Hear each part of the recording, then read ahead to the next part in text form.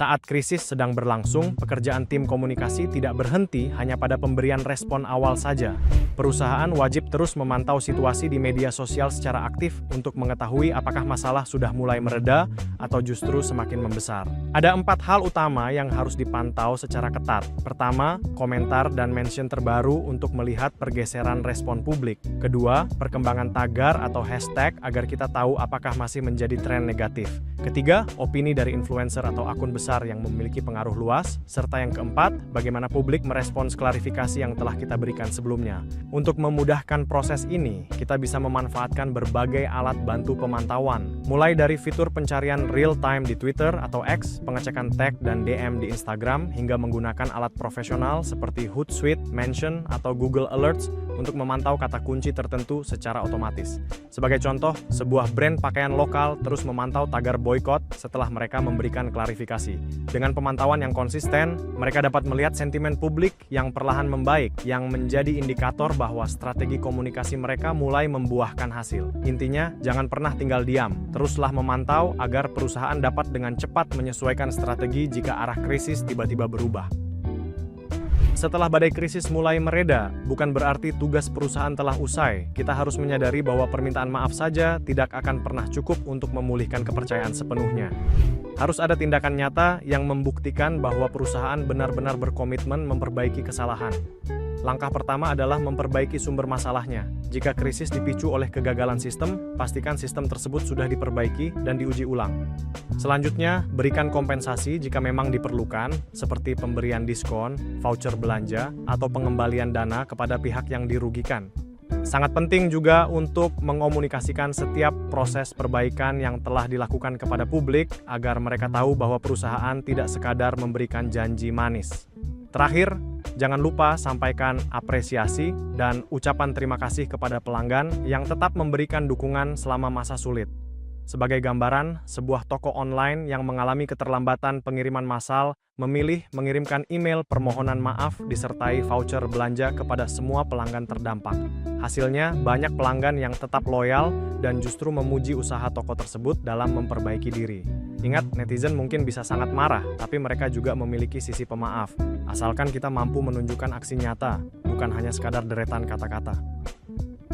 Dalam situasi krisis, apa yang perusahaan sampaikan ke publik akan sangat menentukan hasil akhirnya.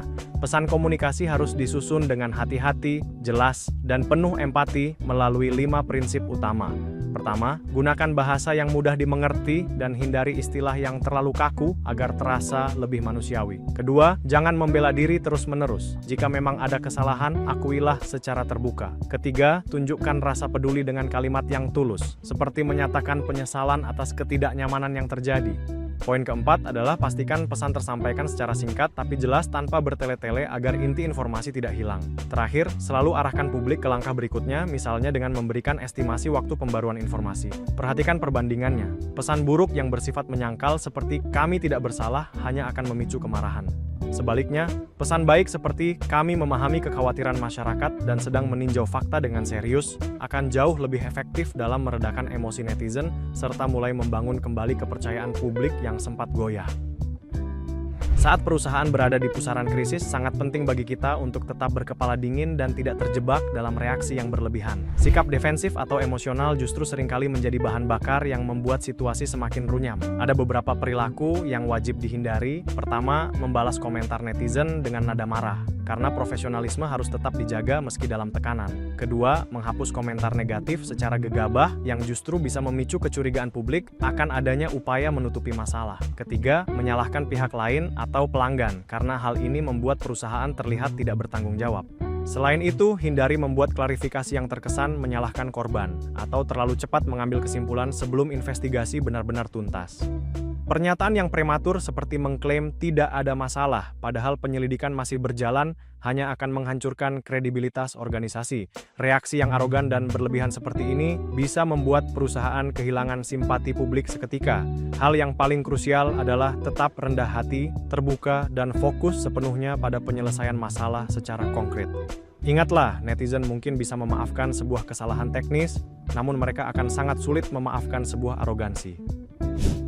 Dalam dinamika krisis di media sosial, hashtag atau tanda pagar seringkali menjadi instrumen utama bagi netizen untuk menyuarakan aspirasi maupun kekecewaan mereka. Penggunaan tagar seperti boykot atau tuntutan minta maaf bisa dengan cepat menjadi viral dan membuat nama perusahaan berada dalam tren negatif yang meluas. Namun, perusahaan juga dapat memanfaatkan hashtag secara strategis untuk mengimbangi narasi tersebut. Kita bisa menggunakan hashtag khusus klarifikasi seperti makam penjelasan brand X atau maaf dari kami untuk membantu publik menemukan informasi resmi di tengah simpang siur informasi. Selain itu, bergabunglah dalam percakapan netizen dengan menanggapi komentar yang relevan secara sopan. Jangan pernah berpura-pura tidak melihat isu yang ada.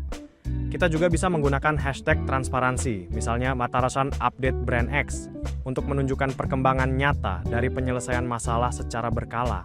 Namun, satu hal yang harus diingat, hindari membuat hashtag yang terkesan defensif atau arogan, karena hanya akan memperburuk situasi. Sebagai contoh sukses, sebuah brand makanan pernah menggunakan tagar akun kami dengar sebagai simbol bahwa mereka menyimak setiap keluhan pelanggan dengan serius.